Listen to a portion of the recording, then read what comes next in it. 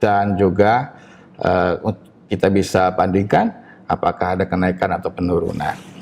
Dengan asumsi ada 8 partai yang lolos. Oke. Asumsi 8 partai lolos. Tadi P3 tidak dimasukkan untuk ini untuk analisis. PSI, Oke. Partai Umat dan lain-lain yang kita tidak prediksi belum punya kesimpulan lolos itu atau tidak yakin kita bahwa partai tidak lolos, itu kita tidak masukkan. Oke. Gitu ya.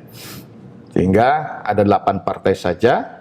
PDI Perjuangan diperkirakan mendapat kursi sekitar 111 antara 103 sampai 121 kursi. Oke. Lalu Golkar antara 91 sampai 108 kursi. Gerindra 83 sampai 97 kursi, PKB 60 sampai 74 kursi, Nasdem dari 56 sampai 73 kursi, Demokrat 38 sampai 54 kursi, PAN 43 sampai 58 kursi, begitu juga dengan PKS. Perkiraan rentangnya antara 43 sampai 58 kursi.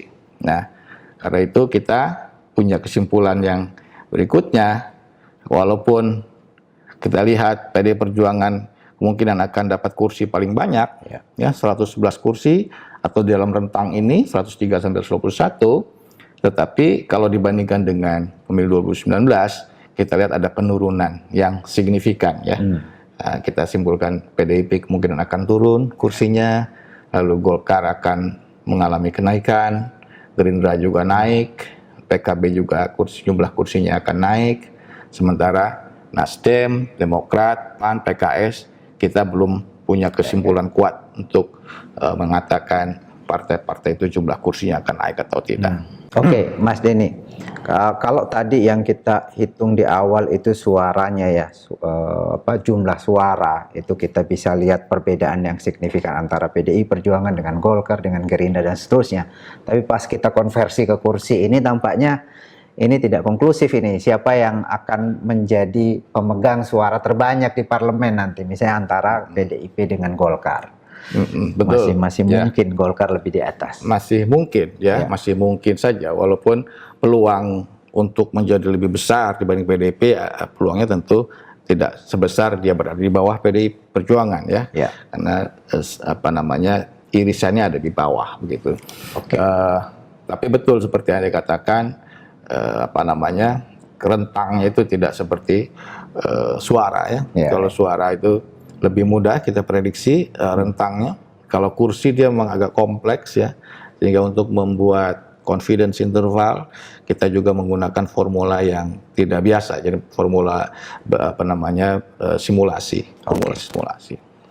Oke, Mas Denny, kita pindah ke topik yang banyak ditanyakan oleh orang. Ini Gerindra misalnya, dia punya ketua umum, maju sebagai presiden, menang pula dengan selisih yang cukup jauh dari lawan-lawannya, dan juga sangat besar ya, agak jauh dari 50% ya, diperkirakan sekitar 57 sampai 58%, jadi sangat besar kemenangannya begitu. Tetapi kalau kita lihat di sini partainya, itu kemungkinan di parlemen nomor 3 misalnya. Di suara, akumulasi suara dari publik juga nomor 3 gitu ya, dikalahkan oleh PDI Perjuangan dan Golkar bahkan yang tidak punya calon presiden. Pertanyaannya, apakah efek ekor jas sekarang ini masih bekerja dalam pemilu sekarang ini, Mas Denny? Ya, efek ekor jas itu sebuah topik diskusi yang terus gitu ya, berlangsung gitu terutama di kalangan para akademisi, juga di kalangan para politisi. Karena itu kita penting kira-kira membahas itu, apakah efek ekor jas itu memang ada atau tidak dalam pemilu, khususnya dalam pemilu 2024 ini. Bagaimana menjawab pertanyaan itu? Secara sederhana kita bisa bandingkan ya, bagaimana perolehan suara calon presiden dengan suara partai. Bagaimana perubahan suara calon presiden dengan suara partai. Dalam pemilihan presiden, pasangan Prabowo Gibran ya, atau Pak Prabowo itu persisnya dalam quick count pada 14 Februari yang lalu kita mendapat angka 58,36%. Ya. Ini signifikan di atas 50%, ya, margin errornya 0,65. Kalaupun turun itu tidak akan di bawah 57%, kira-kira begitu. Suara Pak Prabowo kita perkirakan. Artinya sudah akan diprediksi menang satu putaran. Kalau kita lihat juga di dalamnya sebaran suaranya, ya di lebih dari 50% provinsi keunggulannya dan suaranya di atas 20% pada provinsi-provinsi itu. Dibanding pada Pilpres 2019, jelas suara Prabowo mengalami kenaikan yang signifikan.